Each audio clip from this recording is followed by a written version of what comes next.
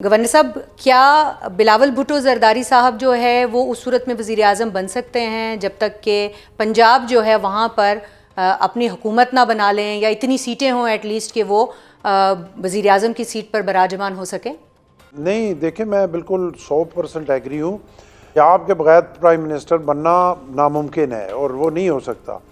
लेकिन पंजाब देखें, Pakistan peoples party का सूबा है। अपना जनाब जुल्फ़िकार अली भुट्टो शहीद ने इसकी बुनियाद पंजाब में रखी। मोहतरमा बेनज़ीर भुट्टो शहीद हमेशा यहाँ से बेहतरीन रिज़ल्ट जो है उनकी क़यादत में आता रहा। 2008 में यहाँ से 35 सीट थी, इसी वजह से गवर्नमेंट बनी। बीच में जो है वो पीपल्स पार्टी काफ़ी कमज़ोर हो गई, लेकिन अब ये साल डेढ़ में इतनी वर्किंग हो चुकी है कि इंशाल्लाह पीपल्स पार्टी बहाल हो चुकी है। और पीपल्स पार्टी अभी भी हमारे पास 3.5 साल पड़े हैं। हम इसी हिम्मत से जो है वो मेहनत भरपूर करते रहेंगे और इंशाल्लाह पीपल्स पार्टी अगले इलेक्शन में बेहतरीन रिज़ल्ट पंजाब में देगी। आज के दिन भी पीपल्स पार्टी बहाल हो चुकी है, जिसकी वाज़े मिसालें हैं कि कई यहाँ पे इवेंट जो है वो मैं 15-20 हज़ार के कर चुका हूँ बगैर चेयरमैन के भी जी। और 2 दिन के नोटिस में पीपल्स पार्टी का वर्कर 15 से 20 हज़ार यहाँ इकट्ठा करना मेरे लिए कोई मसला ही नहीं है। और उससे अगला स्टेप ये था कि इलेक्शन लड़ने वाली शख्सियात की ज़रूरत थी। ये बिलावल साहब जो आए हैं इन 3 दिनों में, तो आप देखें 18 के ऊपर काम जो है होगा, वो लोग शामिल हुए हैं।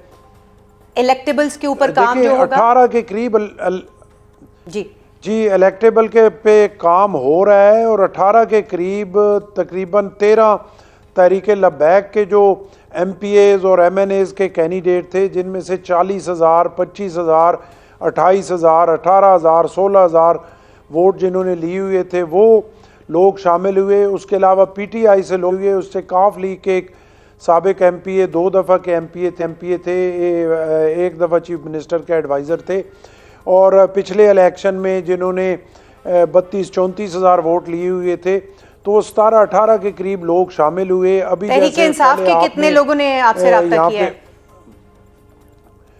तहरीक इंसाफ के काफ़ी लोगों से रब्ता है और मेरी कोशिश है कि बिलावल भुट्टो जरदारी साहब जब जनवरी में आएंगे तो इंशाल्लाह 5 से 7 लोग जो हैं वो MNA और MPA लेवल के जो हैं, जिसमें PTI के लोग भी शामिल होंगे, उनको इंशाल्लाह हम पार्टी में शामिल करेंगे।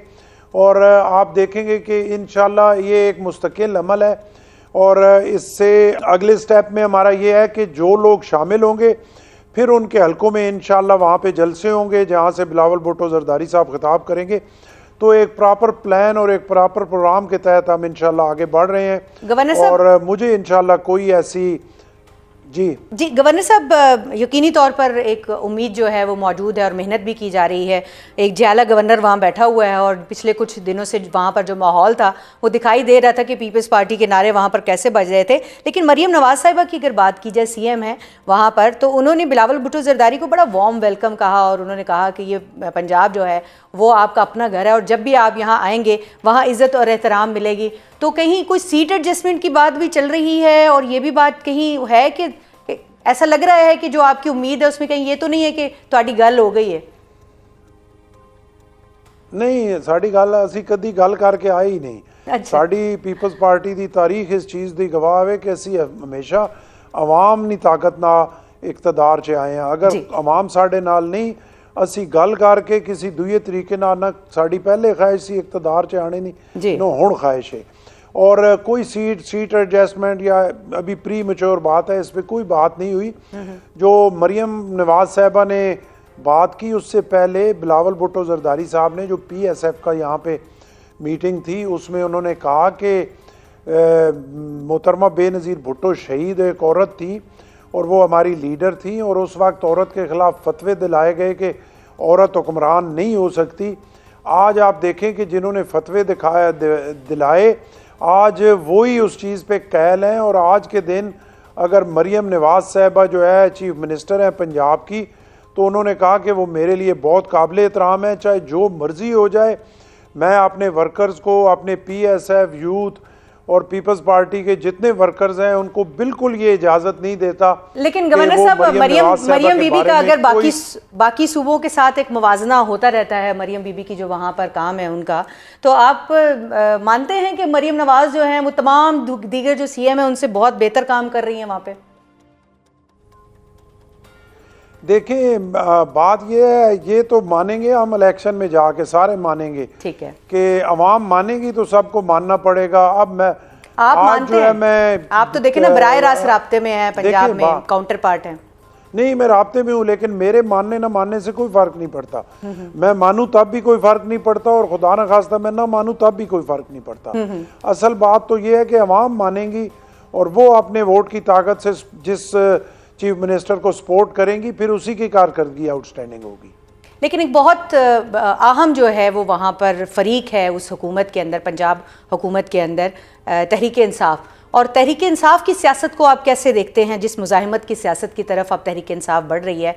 और इस वक्त जो पीटीआई का बयानिया सामने आ रहा है, अगर उसकी बात करें, और जिस तरह वज़ीर आला जो खैबर पख्तूनख्वा हैं सुहेल आफरीदी, उन्होंने गवर्नर हाउस के केपी के बाहर धावा बोलने की धमकी भी दे दी है, और तो क्या आपको ऐसा लग रहा है कि पीटीआई जो है वो आने वाले दिनों में खतरा बनकर सामने आएगी? देखिए, पीटीआई जो है ना, वो गलत ट्रैक पे चल रही है। इस तरह नहीं होता। देखिए, आप इलेक्शन लड़े, आपने अच्छी सीट्स ली, उसके बाद 2 दफ़ा आपने इस्लामाबाद पे चढ़ाई की और इसी एजिटेशन की सियासत में आप रहे। उससे बेहतर बात ये थी कि अगर वो ज़रूर अपना सियासी एक तरीका होता है, उधर अपना प्रेशर रखते, लेकिन साथ डायलॉग करते, टेबल पे बैठते, अपनी बातचीत करते, अपनी स्पेस गेन करने की कोशिश करते।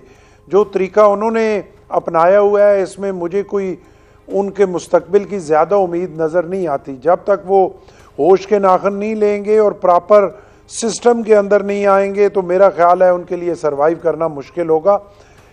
इस तरह इदारों से लड़ा नहीं जा सकता।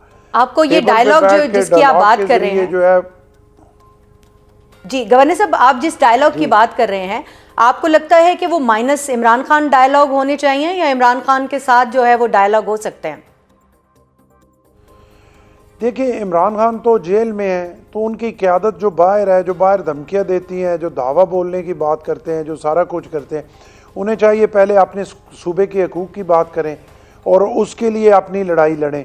उनके नेशनल असम्बली में ऑलरेडी खान साहब की बनाई हुई कमेटियाँ हैं, वो नेशनल असम्बली में बैठे, वहाँ पे माहौल को ठीक करें, अपनी डिबेट करें, अपनी बात करें, लोगों तक बात पहुँचाएँ। ऐसा हो सकता है? आपको लगता नहीं है कि बहुत देर हो गई है ऐसा करने के लिए? वो तैयार ही नहीं है तहरीक इंसाफ के लोग। मेरा उन्होंने ये 1.5-2 साल ज़ाया कर दिए हैं, ये ज़ाया किए हैं। उन्हें शुरू में ही जो है इस तरफ आना चाहिए था और दोनों साइडों पे चलना चाहिए था। ये आपकी बात से मैं एग्री करता हूँ कि उन्होंने टाइम काफ़ी ज़ाया कर दिया है, लेकिन अभी भी ना जिस रास्ते पे वो चल रहे हैं उससे उन्हें कुछ चीज़ मिलने वाली नहीं है। मुझे बिल्कुल कोई तवक्को नहीं है कि इस एजिटेशन से और इस दावे से और इस चढ़ाई से और इस अपने मुल्क में तोड़ फोड़ करने से उन्हें कोई फ़ायदा होगा। मेरा ख्याल है उन्हें नुकसान ही होगा। वो तो ठीक है गवर्नर साहब, लेकिन अगर हम 16 दिसंबर की बात करें तो चीफ ऑर्गेनाइज़र पीटीआई की जानिब से ये दावत दी गई है तमाम जो पीटीआई के ज़िम्मेदारान हैं उनको, कि वो ना सिर्फ ये कि अडालत जेल के बाहर पहुँचे, बल्कि मुलाकात तक वहीं रुकने मरने मारने की बातें हो रही हैं। तो इस तरह की जो इंतशार वाली सियासत है, इस तरह की जो मुज़ाहिमत वाली सियासत है, इसको आप कैसे देखते हैं? मुलाकात नहीं होगी तो मामलात क्या ख़राब होंगे? पीटीआई को आप देख रहे हैं कि आगे मामलात मज़ीद ख़राब करने जा रही है?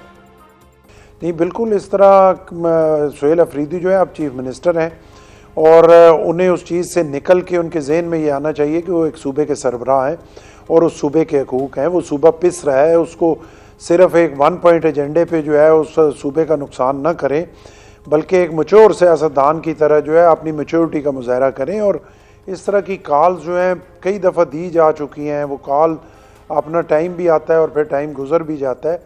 तो ये 16 दिसंबर जो है वो भी गुजर जाएगा, लेकिन बेहतर यही है कि अब अपना जो उनकी एक पॉलिटिक्स है उसको रिव्यू करें। आखिर में ये बताइए कि क्या बल्दियाती इंतखाब होने जा रहे हैं पंजाब के अंदर या नहीं, और अगर होने जा रहे हैं तो इसमें जो पाकिस्तान पीपल्स पार्टी है वो अपना क्या हिस्सा देख रही है? देखिए, पीपल्स पार्टी इंशाल्लाह भरपूर हिस्सा लेगी बल्दियाती इलेक्शन में और उसकी तैयारी हमने जो है वो शुरू कर दी है। लेकिन मुझे ना जो सूरत हाल नज़र आ रही है इसमें जून तक तो मुझे बलदियाती इंतखाबात किसी जगह नज़र नहीं आ रहे, और हो जाए तो बड़ी अच्छी बात है, होने चाहिए। और ग्रास रूट लेवल पे इक़्तिदार जो है वो मुंतकिल होना चाहिए, बजाय इसके कि MPAs MNAs नालियाँ और गलियाँ बनवाते रहें। कम से कम बलदियाती इदारों को मुतहर्रिक किया जाए और ये जो बहुत सारे मसले हैं इसका हल हो जाए। वजूहात क्या लग रही हैं आपको बलदियाती इंतखाबात ना हो सकने के? कौन जिम्मेदार है इसका? वजूहात वही हैं जो पाकिस्तान बनने से लेकर आज तक चलता रहा है। वो सारा आपको भी पता है, मुझे भी पता है। कभी भी जो है हुकूमतें नहीं चाहती कि बलदियाती इलेक्शन हो, और उसकी वजह यह है कि MPAs MNAs नहीं चाहते कि बलदियाती इलेक्शन हो। तो जब MPAs MNAs का दबाव होता है तो फिर हुकूमतें भी उससे भागती हैं।